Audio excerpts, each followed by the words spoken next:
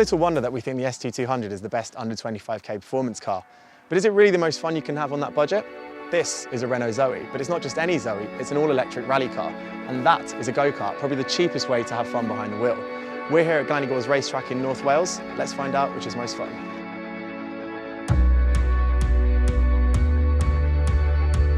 What an unusual office this is. I'm sat behind the wheel of a Renault rally car. But as you can probably hear, or probably not hear actually, it's powered by electric motors. That's because this is a Renault Zoe. It's a car that's been built by eRally Motorsport Limited, and it's been designed and built as a junior rally car. So it's for teenagers to use. So that means that it's been built on a budget. This particular car is a first ever Renault Zoe junior rally car. So it's a prototype, and it cost, and it cost £18,000. That's including purchase of this, which was a used car. eRally wants to turn these things out and produce them for a eRally series. They're hoping to produce these cars for as little as £10,000. That's with some championship subsidy. And as you can probably tell, this thing is amazing to drive. You look at it and you think, that's a Renault Zoe, no, I'm not going to have a lot of fun. I'm going to be honest with you, it's one of the most fun things I've ever driven, and one of the most capable things I've ever driven. The way that this car's been set up is very neutral, but there's minimal changes. They've changed the suspension. There's obviously some, they're not semi-slick tyres, they're like a gravel tyre, I think, and it means you've got really planted chassis. The engine, or sorry, the motor I should say, is completely standard. So we've still got an 88 brake horsepower electric motor driving the front wheels. Nothing has been changed in terms of the powertrain.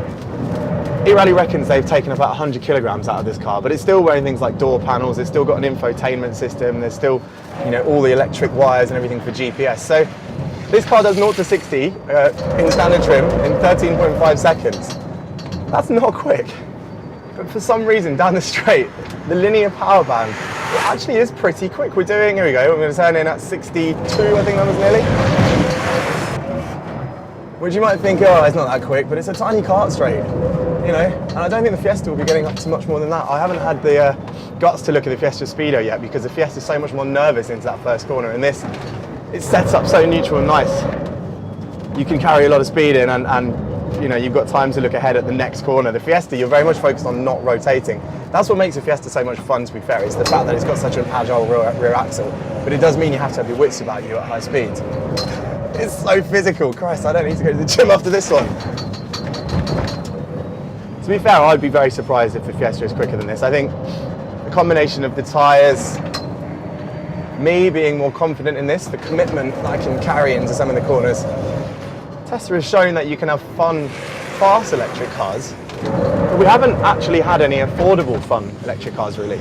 Not stuff that's, you know, on the level of the Fiesta ST. But this just is, isn't it? You could wind it back, you could put the rear seats back in, you could put the speakers back in, and the potential is there. It shows that an electric motor isn't a hindrance, and it has its own benefits and, yeah, its own character.